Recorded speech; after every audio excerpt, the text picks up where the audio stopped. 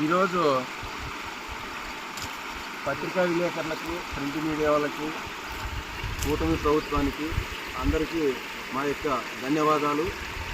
మరి ఈరోజు హెచ్ఎల్సి నీళ్ళు మా యొక్క చెగుళ్ళ గ్రామానికి దాదాపు మేము ఇంతవరకు ఎప్పుడూ ఈ చెక్ డ్యాములకు హెచ్ఎల్సి నీళ్ళు పారిండే పాపాన పోలేదు.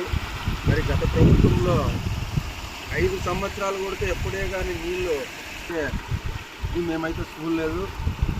కానీ ఈరోజు మా సింగనమల నియోజకవర్గం ఎమ్మెల్యే బండారు శ్రావణి గారి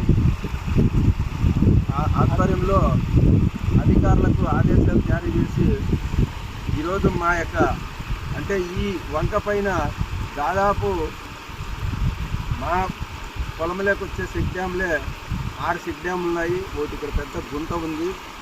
మరి ఇవన్నీ కూడా దాదాపు 5 రోజుల నుంచి యథేచ్ఛగా పారుతున్నాయి.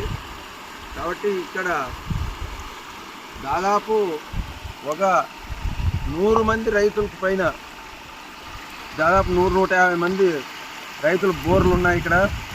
ఈ బోర్లు కూడా ఈ వర్షాలు అనేది మా యొక్క తక్కువ ఈరోజు ఈ సంవత్సరం వర్షపాతం తక్కువ వచ్చినందువలన మరి ఇక్కడ బోర్లు రీఛార్జ్ అయ్యి మరి ఈ ఎండల కాలం కూడా సమ్మర్లో ఏ నీళ్ళు వస్తాయి పాండి నీళ్ళు రావు ఏం రావు అని గదురుకున్న రోజులు కూడా ఉన్నాయి.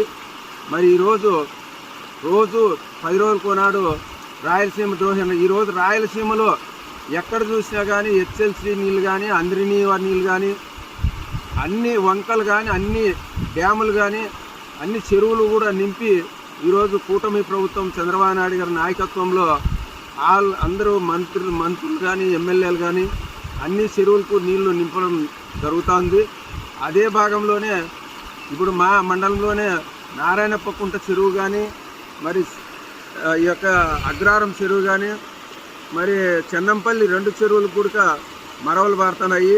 నేను కూడా చూసి వచ్చిన ఈ నారాయణ చెరువు కూడా తొందరలోనే మరవ పారుతుంది. కాబట్టి ఈరోజు మాకు కూడా మా యొక్క చెగుళ్ళ గ్రామ పంచాయతీలో ఈ యొక్క దాదాపు 150 పైసలకు బోర్లు రైతులకు ఈ నీళ్ళతో దాదాపు మే జూన్ వరకు కూడా వర్షాలు పడితే ఇదే సోర్స్తో నీళ్ళు బోర్లలో ఇంకిపోకుండా నీళ్ళు వస్తాయి. రైతులు కూడా మంచి సంతోషంతో ఉంటారని కోరుకుంటూ మరి అట్లే ఇక్కడ పశువులకు కానీ, గొర్రెలకు కానీ చాలా ఇబ్బందిగా ఉండేది. మరి ఈ చెక్ డ్యాముల్లో ఈ నీళ్ళు దాదాపు ఇంకా 2 నెలల వరకు నీళ్ళు నిల్వ ఉంటాయి. ఇంకా 10 రోజుల వరకు కూడా మేము ఎమ్మెల్యే గారిని అడిగి అధికారుల ద్వారా నీళ్ళు ఇంకా పారించేదానికి అవకాశం ఉంది. దానికి కూడా మా ఎమ్మెల్యే గారికి ఎందుకంటే ఈరోజు ఎప్పుడు కూడా మేము ఈ నీళ్ళు చూడలేదన్నమాట. కాబట్టి మా ఎమ్మెల్యే గారికి కానీ మేము కృతజ్ఞత తెలపాలా. ఎందుకంటే అధికారులకు మేము పోయి అడిగితే కూడా అక్కడికక్కడే ఆదేశాలు జారీ చేసి ఖచ్చితంగా నీళ్ళు ఎక్కడైతే అవకాశాలు ఉంటాయో అక్కడ మీరు నీళ్లు పోనీళ్ళ